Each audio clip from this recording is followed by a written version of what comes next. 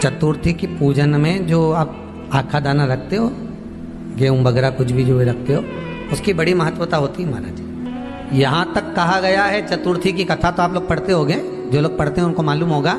चतुर्थी की कथा में लिखा है, चौथ माता के व्रत में वर्णन किया गया है कि वो आखा दाना जो रखा जाता है, मान लो कोई जरूरी काम होता है तभी आखा दाना को रखा जाता है, संभाल के रखते हैं कि हम इस काम के लिए जा रहे हैं और हमारा ये कार्य सफल होना चाहिए। तो जिसने चतुर्थी का व्रत करा है, जिसने चंद्रदेव का पूजन करा, चतुर्थी का व्रत करा, वो गणेश जी से विनती करके वहां से 2-4 आखा दाना उठा ले, और जो व्यक्ति का काम अटक रहा है अपने ही घर का, पर दूसरे कुल को नहीं देना, अपने ही कुल के अंतर्गत जो काम अटक रहा है उसकी जेब में, उसके पल्लू में उस चीज को रख दिया जाए। तो चतुर्थी जो अगली आती है, जैसे आप महीने की करते हो तो महीने की, और आप जैसे करते हो कि 4 अलग बड़ी बड़ी चतुर्थी करते हो तो उसके अनुसार आपका कार्य सिद्ध होता ही है। उस आखे दाने का इतना महत्व होता है क्योंकि चतुर्थी का व्रत करने वाली माता जब व्रत करती है तो स्वयं चतुर्थी की कथा में लिखा हुआ है कि पार्वती जी गणेश जी से चतुर्थी की कथा बचवाती। तो चतुर्थी की कथा जब होती है तो उसको स्वयं गणेश जी बाच रहे हैं। तो व्रत कौन सुन रही है? माता पार्वती। और आपने जो आखा दाना लिया वो गणेश जी के भाव से लिया, गणेश जी से निवेदन करके, विनय करके, प्रार्थना कर उसको प्राप्त किया। तो जिनकी यहाँ संपदा की कमी होती है, वैभव की कमी होती है, लक्ष्मी की कमी होती है, प्रतिष्ठा की कमी होती है, धन की कमी होती है, उसके लिए बुधवार के दिन अगर शंकर पर 1 लोटा पानी चढ़ाया जाता है तो जिन लड़कियों का विवाह नहीं हो रहा, जिन बच्चों का विवाह नहीं हो रहा, उन बच्चों के भी विवाह हो जाते हैं। हमारा वृद्धि से मतलब होता है जिस कन्या या वर का विवाह नहीं होता, 40 साल हो गए या 30 साल हो गए, या जब 28 के बाद में लड़का लड़की क्रॉस हो जाए कि 29 में, 30 में, 32 में, 34 में, 40 तक पहुंच गए और विवाह नहीं हो रहा है, तब बेलपत्री के जो पेड़ होता है, वृक्ष होता है, उस वृक्ष की जो डाली होती है, उस डाली के मनकों से जो माला बनती है, बाजार में भी मिल जाती है बेल की माला, उस माला को भगवान शंकर को समर्पित कर कर बेलपत्री के वृक्ष के नीचे बैठ कर भगवान शंकर का पंचाक्षर मंत्र का जाप करना है। कौन सा मंत्र है? पंचाक्षर। पंचाक्षर मंत्र कल बताया था, नमः शिवाय। अगर रसोई घर से भोजन में तुलसी डलकर अगर ठाकुर जी के सामने वो थाली रखी तो ये पक्का है वो थाली ठाकुर जी नहीं जीमेंगे, क्योंकि उसमें तुलसी रखी हुई आई है।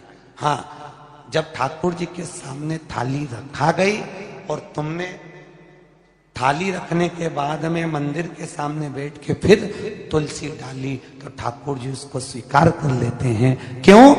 क्योंकि 33 करोड़ देवी देवता एक जगह पर विराजमान हैं। जब हम थाली रखते हैं, प्रथम देव उस भाग को ग्रहण कर ले। जब तक तुलसी डालते हैं, प्रथम देव अपनी दृष्टि हटा लेते हैं। समय होता है, एक टाइम होता है, एक पल होता है, एक घड़ी होती है कि गणेश जी महाराज हमारे घर में आ गए।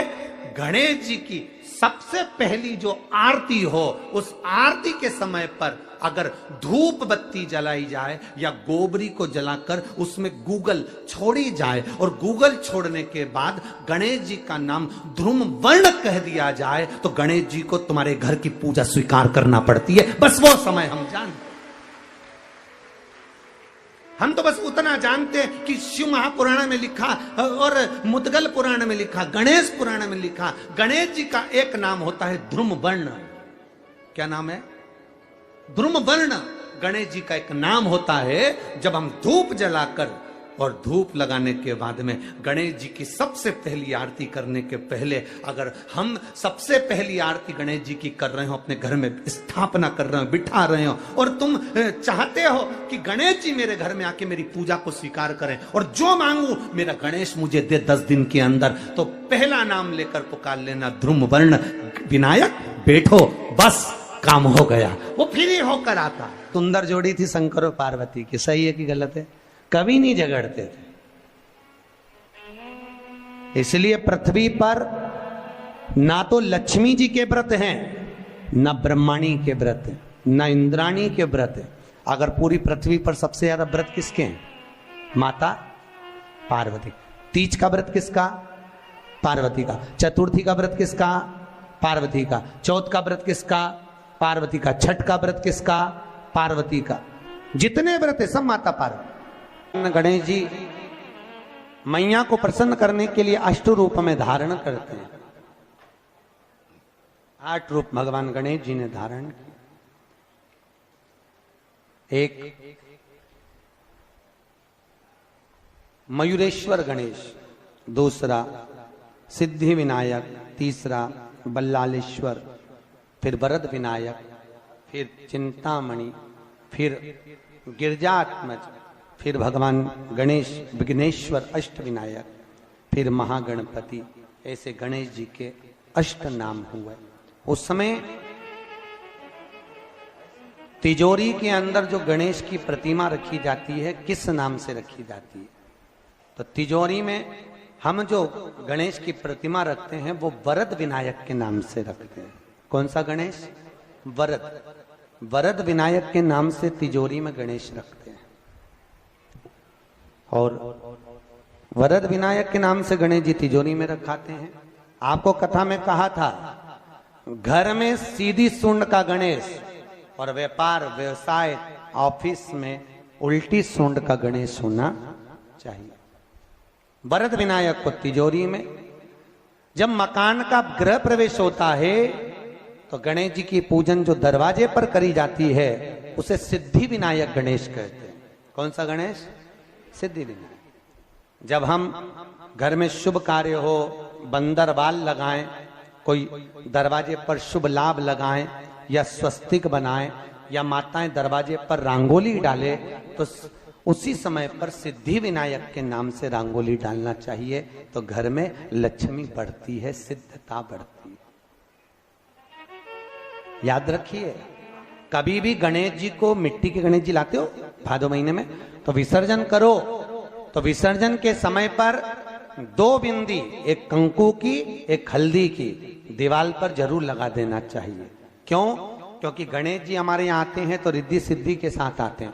पर जब गणेश जी जाते हैं, अगर हम बिंदी नहीं लगाते हैं तो गणेश जी अपनी रिद्धि सिद्धि को साथ में लेकर चले जाते हैं। पति के साथ पत्नी वापिस चली जाती है। जब हम बिंदी लगाते हैं तो उसका मतलब होता है कि हमारे घर की बहू हमारे घर में रहे, बेटा भले भ्रमण के लिए जाए। तो गणेश जी जाते हैं, रिद्धि सिद्धि घर में रह जाती है। इसलिए रिद्धि सिद्धि को घर में रखने के लिए 2 बिंदी लगाना चाहिए, एक कुंकू की, एक हल्दी। रिद्धि सिद्धि। गणेश जी की प्रियता है दुर्वा। क्या प्रियता है? दुर्वा। कितनी दुर्वा गणेश जी को समर्पित करी जाती है? मात्र 5। कितनी? आज के जमाने में लोग गट्ठा बनाकर चढ़ा दें, वो अपनी जगह पर। 5 दुर्वा पंचम इंद्रियों को वश में करने के लिए और भगवान के 5 जो स्वरूप हैं उनको अपने भीतर उतारने के लिए 5 दुर्वा।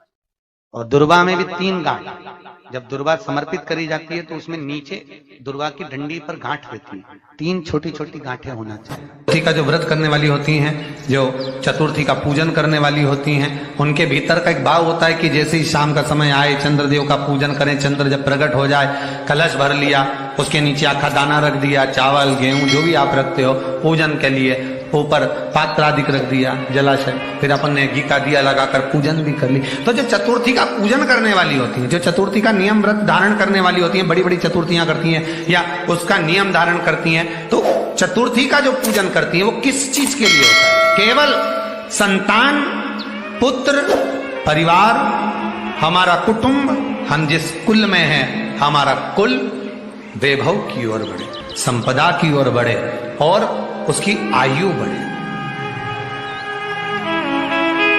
उसकी आयु बढ़े, वैभव बढ़े। बहुत ध्यान दीजिएगा महाराज। चतुर्थी की पूजन में जो आप आखा दाना रखते हो, गेहूं वगैरह कुछ भी जो रखते हो, उसकी बड़ी महत्वता होती है महाराज। यहां तक कहा गया है, चतुर्थी की कथा तो आप लोग पढ़ते होंगे, जो लोग पढ़ते हैं उनको मालूम होगा। चतुर्थी की कथा में लिखा है, चौथ माता के व्रत में वर्णन किया गया है कि वो आखा दाना जो रखा जाता है, मान लो कोई जरूरी काम होता है तभी आखा दाना को रखा जाता है, संभाल के रखते हैं कि हम इस काम के लिए जा रहे हैं और हमारा ये कार्य सफल होना चाहिए। तो जिसने चतुर्थी का व्रत करा है, जिसने चंद्रदेव का पूजन करा, चतुर्थी का व्रत करा, वो गणेश जी से विनती करके वहां से 2-4 आखा दाना उठा ले, और जो व्यक्ति का काम अटक रहा है अपने ही घर का, पर दूसरे कुल को नहीं देना, अपने ही कुल के अंतर्गत जो काम अटक रहा है उसकी जेब में, उसके पल्लू में उस चीज को रख दिया जाए। तो चतुर्थी जो अगली आती है, जैसे आप महीने की करते हो तो महीने की, और आप जैसे करते हो कि 4 अलग बड़ी बड़ी चतुर्थी करते हो, तो उसके अनुसार आपका कार्य सिद्ध होता ही है। उस आखे दाने का इतना महत्व होता है क्योंकि चतुर्थी का व्रत करने वाली माता जब व्रत करती है तो स्वयं चतुर्थी की कथा में लिखा हुआ है कि पार्वती जी गणेश जी से चतुर्थी की कथा बचवाती। चतुर्थी की कथा बाची किसने थी? स्वयं गणेश जी महाराज ने। और सुनी किसने थी? माता पार्वती। बाचने वाले गणेश जी थे, सुनने वाली माता पार्वती थी। तो चतुर्थी की कथा जब होती है तो उसको स्वयं गणेश जी बाच रहे हैं। तो व्रत कौन सुन रही है? माता पार्वती। और आपने जो आखा दाना लिया वो गणेश जी के भाव से लिया, गणेश जी से निवेदन करके, विनय करके, प्रार्थना कर उसको प्राप्त किया। जितने आस्था चैनल पर कथा सुन रहे हो, जितने फेसबुक और यूट्यूब पर सुन रहे हो, और जितने इस छत्तीसगढ़ की पावन धरा पर बैठकर सुन रहे हो, बहुत सावधानी से सुनना। एक छोटा सा कपूर का टुकड़ा जब आरती में जलाया जाता है तो ये कपूर क्यों जलाते हैं? इस कपूर का महत्व क्या है? इस कपूर का कारण क्या है? ये कपूर है कौन जिसको हम आरती में जलाते? क्या जरूरत इस कपूर को आरती में जलाने की? क्या जरूरत इसको यज्ञशाला में जलाने की? क्या जरूरत है इस कपूर को पूजन में जलाने की? स्वयं गुरु बाबा कहते हैं यदि कोई आरती में, पूजन में, घर में एक कपूर का टुकड़ा आरती के बाद में जब समर्पित करेगा तो उसको अश्वमेध यज्ञ का पुण्य प्राप्त हो जाएगा। अश्वमेध यज्ञ के पुण्य को पाने के लिए कपूर का टुकड़ा आज भी आरती में जलाया जाए। एक कपूर का टुकड़ा सुख का, इसीलिए हमारे यहाँ शास्त्र कहता है महाराज, जब आपको घर में अगर ऐसा लगने लगे कि 15 दिन से बहुत बेचैनी है, बहुत दुख तकलीफ लग रही है, कोई ना कोई बीमार पड़ रहा है, कुछ ना कुछ तकलीफें लग रही है, तो एक पीपल का पत्ता ले लो, उसके ऊपर एक कपूर का टुकड़ा ले लो, सारे घर में घुमाकर उसको दरवाजे के बीच मध्य में जलाकर रख दीजिए। थोड़ी सी जला 20 से 25 मिनट के अंदर मकान में एनर्जी वापिस आ जाएगी, उस भवन में एनर्जी वापिस हो जाएगी। 20 से 25 मिनट के अंदर एनर्जी वापस। लग रहा है कि यहाँ नेगेटिव है तो उसको पॉजिटिव बनाया जा सकता है। रात को 12 बजे शंकर जी के मंदिर में शिवलिंग पर चढ़ी हुई बेलपत्री को उठाकर शंकर मंदिर का शिखर देखकर चबा चबा कर खा लीजिए। आपके पाँव के घुटने बदलने की जरूरत नहीं पड़ेगी, ऑपरेशन की जरूरत नहीं।